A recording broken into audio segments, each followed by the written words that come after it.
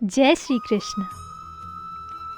ईश्वर तक पहुंचने के लिए कई रास्ते हैं। इन्हीं रास्तों में से एक है प्रार्थना। कहते हैं सच्चे मन और पूरी भक्ति से की गई प्रार्थना ज़रूर स्वीकार करती है। हर इंसान अपने अपने तरीके से ईश्वर से जुड़ने की कोशिश करता है, पर कुछ ही लोग ईश्वर की अनुभूति कर पाते हैं। ऐसा क्यों होता है? जब ईश्वर को प्रसन्न करने के लिए सभी प्रार्थना करते हैं, तो किसी की प्रार्थना क्यों बेअसर रह जाती है?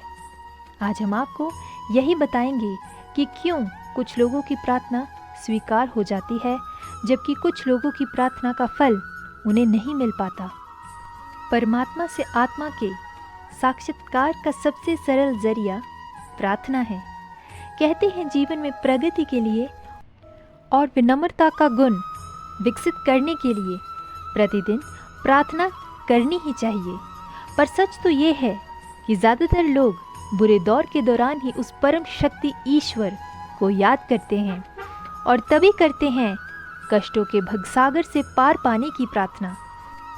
प्रार्थना दरअसल महालाभ पाने का एक साधन नहीं है, बल्कि ये ईश्वरीय शक्तियाँ के संपर्क में आने का माध्यम है। कहते हैं नियमित प्रार्थना करने का लाभ चमत्कारी होता है। प्रार्थना करने और उससे मिलने वाले लाभ को लेकर जो बात सबसे हैरान करने वाली है वो ये है कि ईश्वर किसी किसी की ही प्रार्थना सुनते हैं। तो आखिर कुछ लोगों की प्रार्थना क्यों रह जाती है बेअसर? कब भक्ति पूर्ण की गई प्रार्थना दिखाती है अपना असर? और प्रार्थना करने के सही तरीके को विस्तार से बताएं, उससे पहले जानिए कि आखिर प्रार्थना का सही अर्थ क्या होता है। ईश्वर से अपने दिल की बात कहना ही प्रार्थना है। प्रार्थना से व्यक्ति अपना या दूसरों की इच्छा पूर्ति का प्रयास करता है। तंत्र, मंत्र, ध्यान और जप से भी प्रार्थना का ही एक रूप है। प्रार्थना छोटे स्तर पर काम करती है। प्रार्थना की वजह से प्रगति में बदलाव आते हैं। प्रार्थना की शक्ति से निकलने वाली ऊर्जा इंसान की पूरी जिंदगी पर प्रभाव डालता है। तभी तो कहा जाता है कि किसी के अहित को लेकर प्रार्थना नहीं करनी चाहिए। हालांकि कई लोगों को ऐसा लगता है कि वो ईश्वर से प्रार्थना तो खूब करते हैं, पर उनकी प्रार्थना सुनी नहीं जा रही है। ऐसे में प्रार्थना की शक्ति पर कई लोग सवाल भी उठाने लगते हैं। आहार और व्यवहार पर नियंत्रण ना रखने से प्रार्थना नाकाम होती है। माता पिता का सम्मान ना करने से प्रार्थना असफल होती है। प्रार्थना से अपना ही नुकसान हो रहा हो तो भी प्रार्थना नाकाम हो जाती है। तो अगर आपको ऐसा महसूस हो रहा हो कि आपकी प्रार्थनाएं कबूल नहीं हो रही है या फिर प्रार्थना करने का फ़ायदा नहीं हो रहा है, तो हो सकता है कि आप सही तरीके से प्रार्थना कर ही ना रही हो। अब सवाल ये है कि किस तरह से की गई प्रार्थना होती है स्वीकार। सही तरीके से की गई प्रार्थना जीवन में चमत्कारी बदलाव लाती है। प्रार्थना सरल और साफ तरीके से की जानी चाहिए। आसानी से बोली जाने वाली प्रार्थना करनी चाहिए। शांत वातावरण में प्रार्थना करना सबसे बढ़िया होता है। खासतौर में मध्यम रात्रि में प्रार्थना जल्दी स्वीकार हो जाती है। प्रार्थना को रोज़ एक ही समय पर करना अच्छा होता है। दूसरों के नुकसान के उद्देश्य से प्रार्थना नहीं करनी चाहिए। दूसरों के लिए प्रार्थना करने से पहले उसके बारे में सोचे, फिर प्रार्थना शुरू करें। पूरी होगी हर मनोकामना। हम सभी भगवान से कुछ ना कुछ प्रार्थना करते ही रहते हैं। प्रार्थना कभी हमारी खुशियों से जुड़ी होती है तो कभी हमारे दुखों से। हर इंसान जो भगवान को मानता है, जिसके अंदर आस्था होती है, वह भगवान से प्रार्थना करता ही है। प्रार्थना करना हमें शक्ति देता है और अंदर से मजबूत बनाता है। हर इंसान का भगवान से प्रार्थना करने का अपना ही तरीका होता है। जिसे जैसी सही लगती है वो उसी तरह भगवान से प्रार्थना करता है। भगवान से कुछ चीज़ मांगना हमारे अंदर विश्वास को बढ़ाता है। प्रार्थना हमारे अंदर ये उम्मीद जगाता है कि ऊपर वाला हमें मांगी हुई चीज़ ज़रूर देगा। आज की कहानी भी ऊपर वाले की प्रार्थना से ही जुड़ी हुई है। ये छोटी सी मोटिवेशनल कहानी है और समर्थ रामदास की, जिन्हें संत रामदास के नाम से भी जाना जाता है।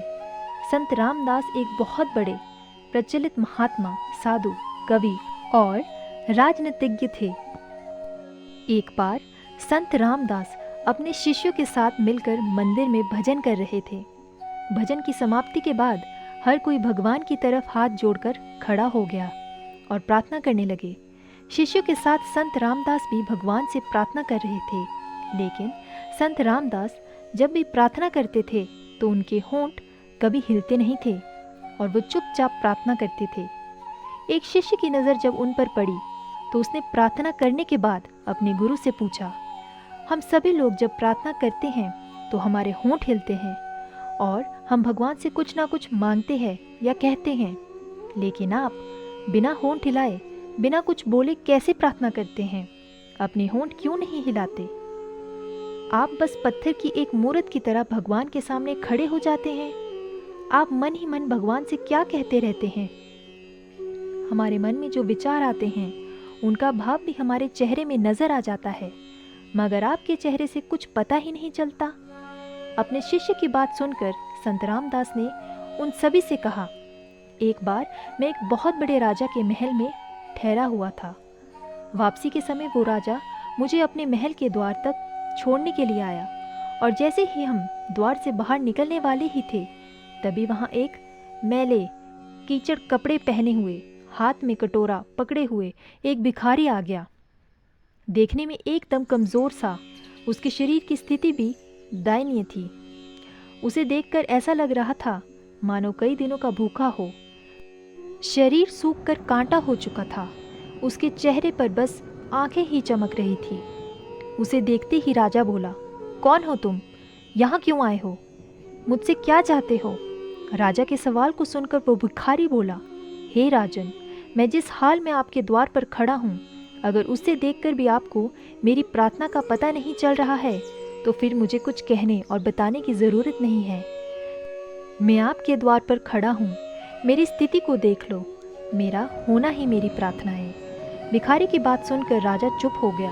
अपने सैनिकों को बुलाकर उसने उस भिखारी को खाना खिलाया, उसे नहाने धोने का प्रबंध किया, उसे नए कपड़े दिए और कुछ सोने की मुद्रिका देकर उसे विदा किया। संत रामदास जी ने अपने शिष्य से कहा, मुझे उस भिखारी की बात काफ़ी अच्छी लगी और वो ये बात मेरे मन में बैठ गई। उस दिन से मेरे लिए राजा मेरा भगवान है। मैंने उससे कुछ कहना और मांगना छोड़ दिया। मैं भगवान के द्वार पर जाकर खड़ा हो जाता हूँ, हाथ जोड़ता हूँ और बस चुप रहता हूँ। मैं मानता हूँ कि वो सब देख रहा है। मैं क्या कहूँ और मुझे क्या ही कहना है। अगर मेरी स्थिति कुछ नहीं कह सकती तो मेरे शब्द क्या कह पाएंगे। अगर ऊपर वाला मेरी स्थिति नहीं समझ सकता तो मेरे शब्दों को क्या समझेगा। मेरा उसके द्वार के आगे खड़ा होना ही काफ़ी है। उन्हें जो देना होगा वो देंगे। मुझे हर बार कुछ कहने या मांगने की ज़रूरत नहीं है। मेरा उनके सामने होना ही मेरी प्रार्थना है।